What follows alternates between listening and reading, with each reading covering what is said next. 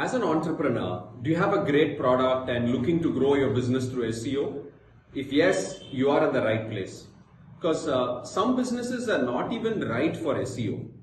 But for most, there is a good opportunity. In fact, I would say missed opportunity. Simply because the founder does not have any time to understand what does it take to deliver SEO well, and most agencies that come to you will be telling you we need several months before we can give you results. It does, it's a big risk to take if it's going to take a lot of time. All the same, you can do SEO yourself. So do some SEO on your website, get some tangible results, and that will give you the confidence, right, to go after SEO in a more methodical manner. So DIY SEO is possible, and that's what this webinar is about. By the way, I am Nattu. I come from LeadWalnut.